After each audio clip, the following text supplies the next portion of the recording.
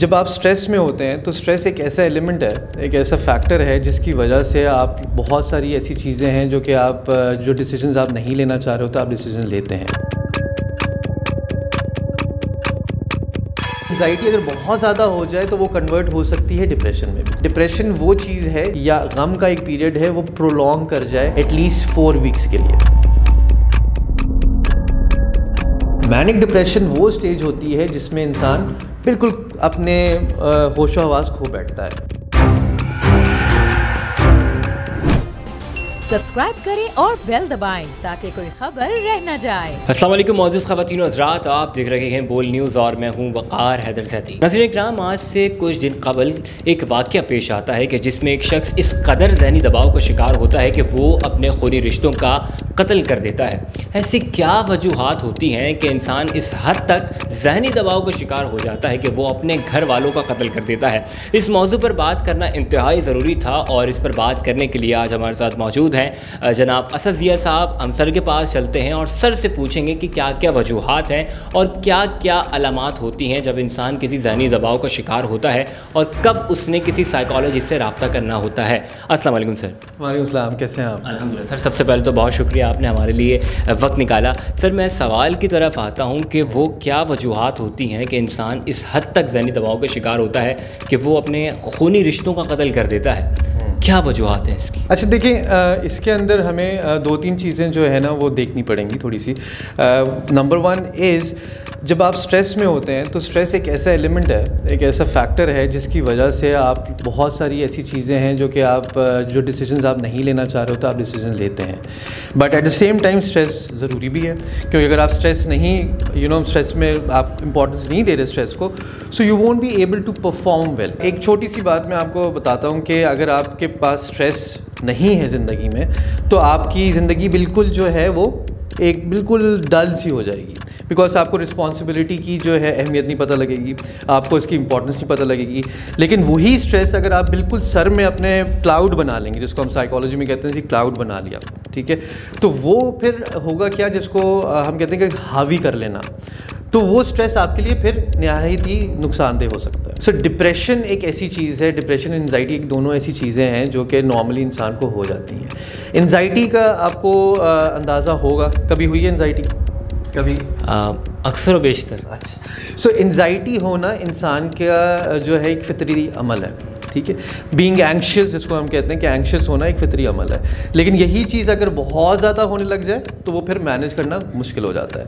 इसी तरीके से अगर एंजाइटी से आगे लेके चलें तो एंजाइटी अगर बहुत ज़्यादा हो जाए तो वो कन्वर्ट हो सकती है डिप्रेशन में भी। अब डिप्रेशन के अंदर हमारे पास 3 स्टेजेस हैं, ठीक है, जिसको हम नॉर्मल ज़बान में हम कहते हैं कि माइल्ड, मॉडरेट और सीवियर। कि माइल्ड डिप्रेशन जो कि आप जो लोग होते हैं उनके पास डिप्रेशन ऐसा चीज़ होती है जो कि माइल्ड अगर स्टेज में है तो हर किसी को ये फील होता है कि यार कभी कभार आपको ऐसा लगता है कि कोई एकदम भारी दबाव आया हुआ है और आप काम सही तरह से नहीं कर पा रहे, तो एक ये होता है माइल्ड डिप्रेशन। फिर आपके पास आता है मॉडरेट डिप्रेशन, जिसमें माइल्ड से थोड़ी सी ऊपर की चीज़ आ जाती है। फिर आपके पास आता है सीवियर डिप्रेशन, जिसमें आप अपनी सोचने समझने की सलाहियतों का थोड़ा इस्तेमाल कम करना स्टार्ट कर देते हैं। And that is the point जहाँ पे आप इस चीज़ के अंदर मजबूर हो जाते हैं कि आप वो डिसीजंस ले लेते हैं जो आपको नहीं लेनी चाहिए। एक सिंपल सी बात है, एक बहुत ही हम इस चीज़ को निगलेक्ट करते हैं अपनी हर ज़िंदगी के पैराए में, वो ये है कि हम जो हमारी नींद है, हमारी डाइट, हमारी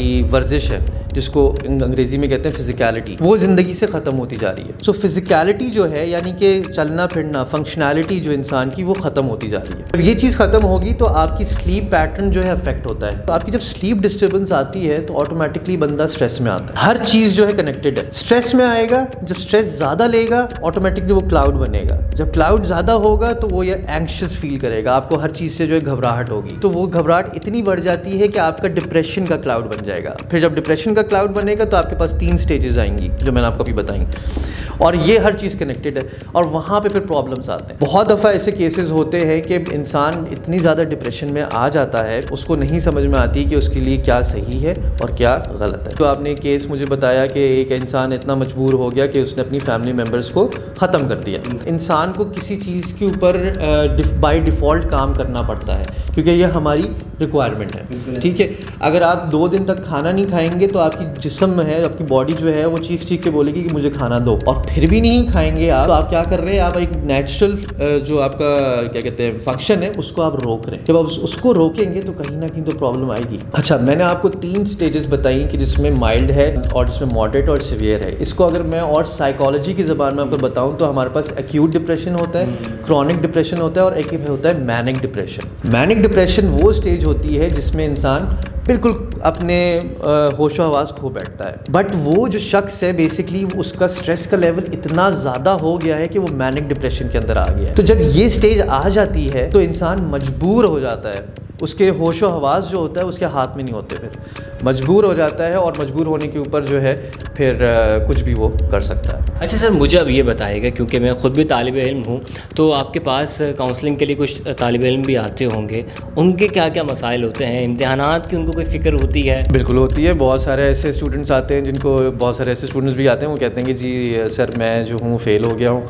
और मुझे डिप्रेशन हो रहा है। तो ये बहुत अच्छा आपने क्वेश्चन किया। देखिए, डिप्रेशन उसको नहीं कहते जिसको आप कहें, जैसे फॉर एग्जांपल आप फ़ेल हो गए और फेल होने के बाद जो है आप कह रहे हैं कि क्योंकि आप वैसे फेल होना अच्छी बात नहीं होती और ऑब्वियसली इंसान को अच्छा नहीं लगता किसी भी फेलियर में, चाहे आप एग्जाम में फेल हो, जॉब में फेल हो, व्हाटसोएवर। तो वो आपको जो एक झटका जो लगता है दैट इज़ योर ग्रीफ। लेकिन अगर हम उसको ये अपने ऊपर हावी कर ले कि मुझे डिप्रेशन हो गया है तो वो सही नहीं है, क्योंकि वो डिप्रेशन नहीं है। डिप्रेशन वो चीज़ है जो कि फॉर एग्जांपल आपका स्ट्रेस का जो एक पीरियड है या गम का एक पीरियड है वो प्रोलॉन्ग कर जाए एटलीस्ट 4 वीक्स के लिए। उसके बाद हाँ हम कह सकते हैं या डायग्नोज करके हम बता सकते हैं कि शायद आपको डिप्रेशन है। साइकोलॉजिस्ट एंड साइकियाट्रिस्ट इन दोनों में फ़र्क है, ठीक है। साइकोलॉजिस्ट आपको बताता है कि आप कौन से स्टेज में हैं, आपकी क्या फीलिंग्स जो हैं वो कहाँ पे ख़राब हो रही हैं, आपका इमोशनल इम्बैलेंस कहाँ पे सही हो रहा है, कहाँ पे गलत हो रहा है, क्या आपका स्ट्रेस का लेवल किस तरह से जा रहा है। सो उसके तहत साइकोलॉजिस्ट आपको ट्रीट करेगा विदाउट मेडिसिन। साइकियाट्रिस्ट जो है वो मेडिसिन के थ्रू आपको ट्रीट करेगा। बहुत शुक्रिया सर आपका। और मुझे इस बात की तो उम्मीद है कि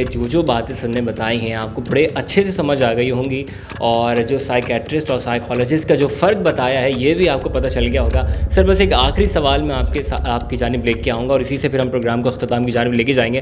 सर, हमारे यहाँ आम तौर पर यह समझा जाता है कि साइकोलॉजिस्ट से रब्ता करने के लिए आपके लिए अपर क्लास का होना ज़रूरी है। एक कॉन्सेप्ट लोगों के दिमाग में ये है कि अगर आप अपर क्लास हैं तो आप साइकोलॉजिस्ट से रब्ता कर सकते हैं। तो ज़रा इस तसव्वुर को, इस कॉन्सेप्ट को क्लियर कीजिएगा। अच्छा देखिए, हाँ, एक सोसाइटी में कुछ स्टिग्मास होते हैं, कुछ टैबूज़ होते हैं, कुछ लेबल्स होते हैं जो हम लेबल कर देते हैं। ऐसा होना नहीं चाहिए, बट इंसान जो है गलती का पुतला होता है और वो कहीं ना कहीं गलती कर बैठता है। बट ये चीज़ बिल्कुल आपने सही मेंशन की, ऐसा कुछ रुझान बन गया है आजकल। टू बी वेरी ऑनेस्ट, मैं आपको इसी से भी अवेयर करना चाहता हूँ कि बहुत सारे ऐसे साइकोलॉजिस्ट हैं जो कि फ्री ऑफ कॉस्ट भी काम कर रहे हैं। साइकोलॉजिस्ट जो है उसमें डिफरेंट कैटेगरीज हैं, ठीक है। चाइल्ड साइकोलॉजिस्ट है, क्लिनिकल साइकोलॉजिस्ट है, काउंसलिंग साइकोलॉजिस्ट है, ऑर्गेनाइजेशनल साइकोलॉजिस्ट है, फिर सीनियर साइकोलॉजिस्ट हैं, थेरेपिस्ट हैं, काउंसलर्स हैं।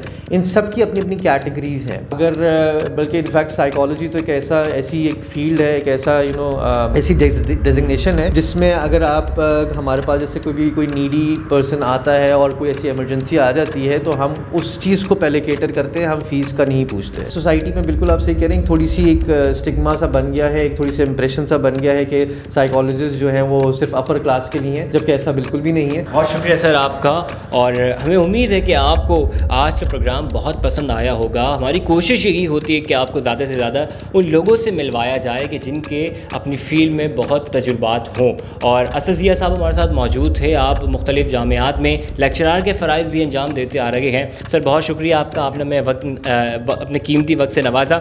इसी के साथ अपने मेज़बान वक़ार हैदर ज़ैती को इजाज़त दीजिए। मिलेंगे अगले प्रोग्राम में एक नए मौजू के साथ। अपना बहुत सारा ख्याल रखिएगा। अल्लाह हाफ़िज़। हकीकी आज़ादी की जंग में बोल भी कप्तान के हम कदम। इलेक्शन कराओ मुल्क बचाओ की लाइव ट्रांसमिशन, दिखाई लम्हा बलम्हा सूरत हाल।